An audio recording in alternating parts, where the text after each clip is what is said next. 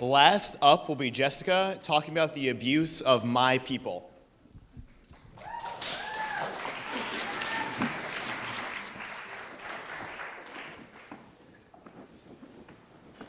All right, so what I would like to talk about is this right here, the abuse of my people. The quotations mean something. What I am concerned with is the abuse of the concept of my people. It's one that we use very often to identify ourselves. And so now if we're going to talk about abuse, I think that it's helpful to talk about how we appropriately use the concept of my people.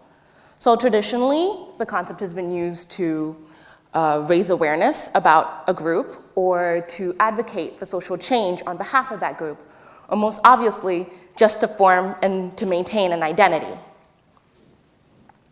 However, we can run into problems when we look at just the concept. What about the people? Are these my people? What about these people? But wait, I identify with these people too. So you see that there are a variety of ways that we could look at this. We could talk age, gender, race, socioeconomic class, religion. I mean, the possibilities are endless. So then the question becomes not so much who are my people, but why? There's got to be a reason behind making such a choice. Now, ideally, my people fosters unity and solidarity in order to protect and to promote a group. But sometimes it manages to do the exact opposite. And part of the reason is the very phrase, my people. There is an inherently divisive possessiveness in the use of that phrase. It creates an opposition between mine and others, between mine and yours. And therein lays the first abuse of my people: exclusive ownership. Now, this is cute, but when it happens, it's not. And there are two different ways you could look at this exclusive ownership paradigm. It's, number one, me as an individual, or we as a group, assuming ownership and laying claim to the positive attributes or to the success that is associated with a certain group. But that poses a problem, because then you ignore the individuals whose actions have given rise to those successes. Aren't those individuals part of my people? Well, it doesn't seem that they're being recognized for that. And another way is something that I've noticed personally with people who have a problem with those who show interest in another's culture. They become dismissive or suspicious or even hostile. And this can become problematic because then you have to ask yourself, how many people are deterred from dedicating themselves to a cause because they feel that they're not wanted, or that if they try to dedicate themselves, they'll be treated with hostility? And how many people stay willfully ignorant about the causes and the issues that are affecting other groups because they feel that it's not their business? And then in times of need, who can you call on? The ignorant? The uninvested? This is really not to the benefit of my people. And another unfortunate circumstance of the my people kind of thinking is the favored status that my people gain without regard for legitimate, what's the word? When you deserve something. Anyways, so there's legitimate merit. There's no merit. Yet these people are favored. My people, why? Why should they be favored over another? And the reason we think this is because there's a certain ownership that comes with saying my people. And then with ownership also comes belonging. You add the two, you get responsibility. But the problem is that people often mistake responsibility for obligation. That's a huge problem. Because then we start to act on it. I'm going to give you some real-life examples.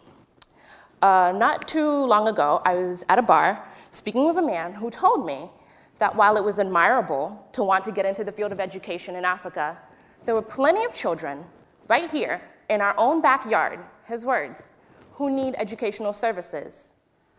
Now, my question is, what's your point? People need help everywhere. So is this a question of proximity? And then I realized that it was about allegiance. It's about patriotism, a politically correct term for my people. But here's what George Bernard Shaw thinks of patriotism. And I would venture rather to say that this is the abuse of patriotism. Patriotism is supposed to be about pride and sense of identity, not about obligation, not about blind support. But many have exploited this weakness in the my people paradigm. Case in point, Franz Joseph I. Some of you IR heads are already thinking. 1914, he declared war against Serbia, thus launching World War I. Now, he sent out a manifest to his countrymen, and what did he title it? Big, bold letters, "To my peoples." Now, the tragedy is not the use of the tactic, because, as we all know, leaders will say and do very questionable things in order to garner support for war. The tragedy is that the tactic works. Now, another unfortunate consequence of thinking so highly focused on my people is not just blind support, but blind absolution. This means that I let my people off the hook for misconduct out of a twisted sense of solidarity.